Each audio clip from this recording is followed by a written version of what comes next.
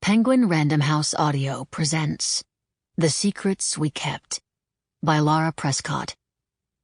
Read for you by Mozhan Marnò, Carlotta Brentan, Cynthia Farrell, Saskia Marleveld, Jonathan Davis, David Pitu, and James Fooey.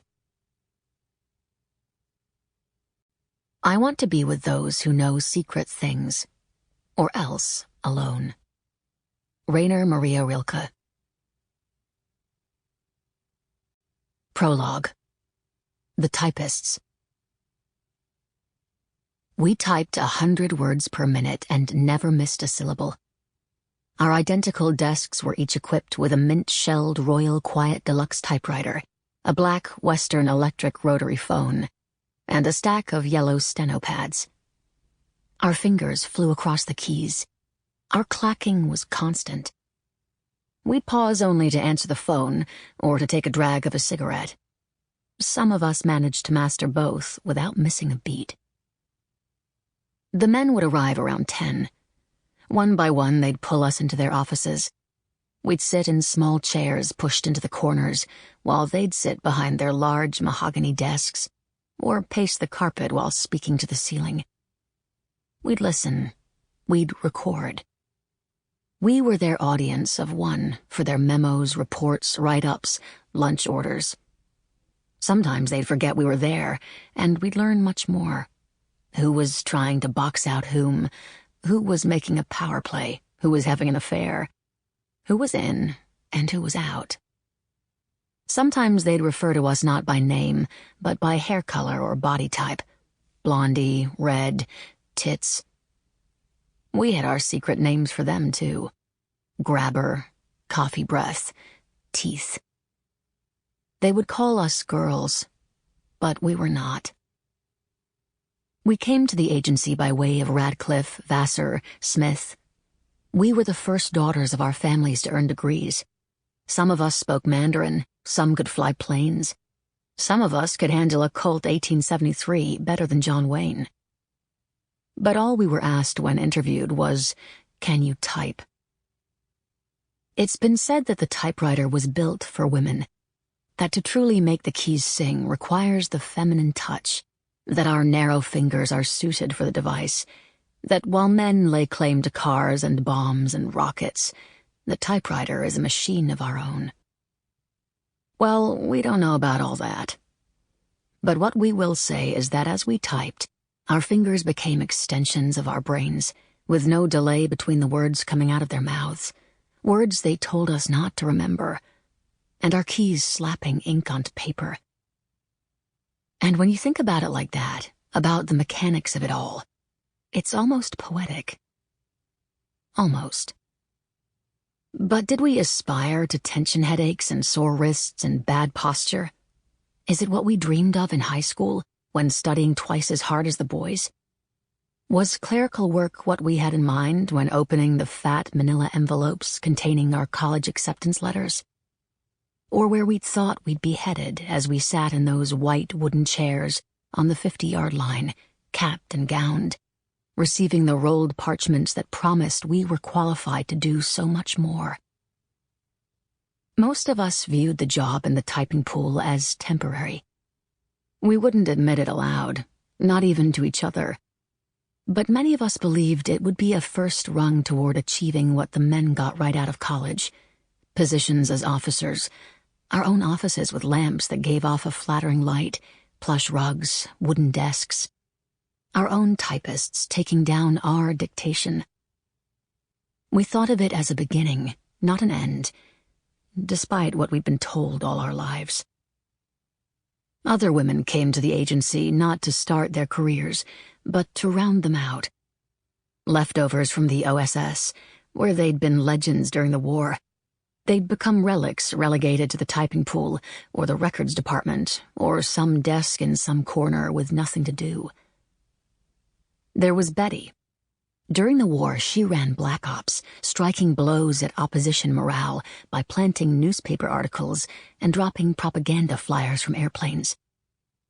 We'd heard she once provided dynamite to a man who blew up a resource train as it passed over a bridge somewhere in Burma. We could never be sure what was true and what wasn't. Those old OSS records had a way of disappearing. But what we did know was that at the agency, Betty sat at a desk along with the rest of us, the Ivy League men who were her peers during the war, having become her bosses.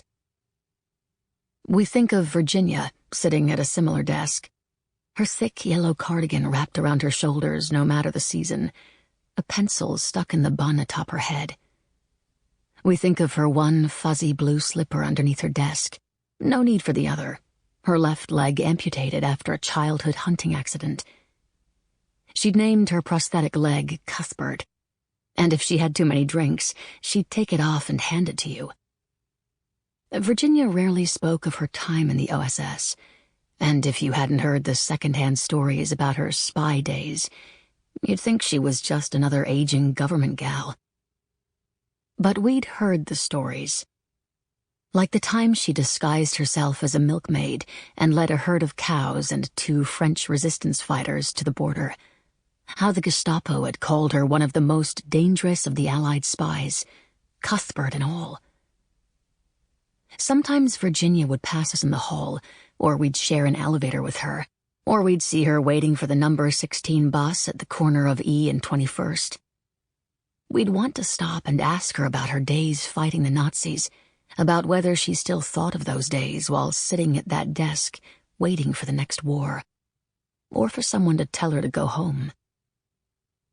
They'd tried to push the OSS gals out for years. They had no use for them in their new Cold War. Those same fingers that once pulled triggers had become better suited for the typewriter, it seemed. But who were we to complain? It was a good job, and we were lucky to have it. And it was certainly more exciting than most government gigs. Department of Agriculture? Interior? Could you imagine?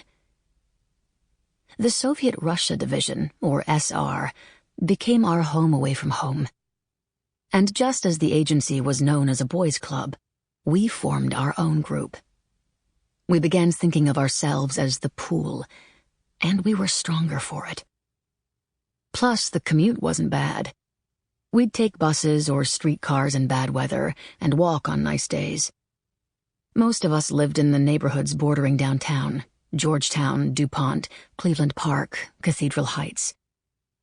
We lived alone in walk-up studios so small one could practically lie down and touch one wall with her head and the other with her toes. We lived in the last remaining boarding houses on Mass Avenue, with lines of bunk beds and 10:30 curfews.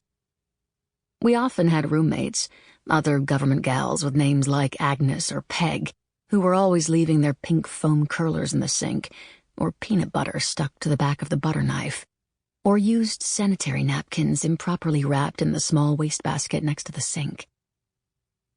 Only Linda Murphy was married back then, and only just married. The marrieds never stayed long. Some stuck it out until they got pregnant, but usually as soon as an engagement ring was slipped on, they'd plan their departure. We'd eat Safeway sheet cake in the break room to see them off. The men would come in for a slice and say they were awfully sad to see them go. But we'd catch that glimmer in their eye as they thought about whichever newer, younger girl might take their place. We'd promised to keep in touch, but after the wedding and the baby, they'd settle down in the farthest corners of the district, places one would have to take a taxi or 2 buses to reach, like Bethesda or Fairfax or Alexandria. Maybe we'd make the journey out there for the baby's first birthday, but anything after that was unlikely. Most of us were single, putting our career first, a choice we'd repeatedly have to tell our parents was not a political statement. Sure, they were proud when we graduated from college, but with each passing year spent making careers instead of babies, they grew increasingly confused about our state of husbandlessness and our rather odd decision to live in a city built on a swamp. And sure, in summer, Washington's humidity was thick as a wet blanket, the mosquitoes tiger-striped and fierce. In the morning, our curls, done up the night before, would deflate as soon as we'd step outside, and the streetcars and buses felt like saunas, but smelled like rotten sponges.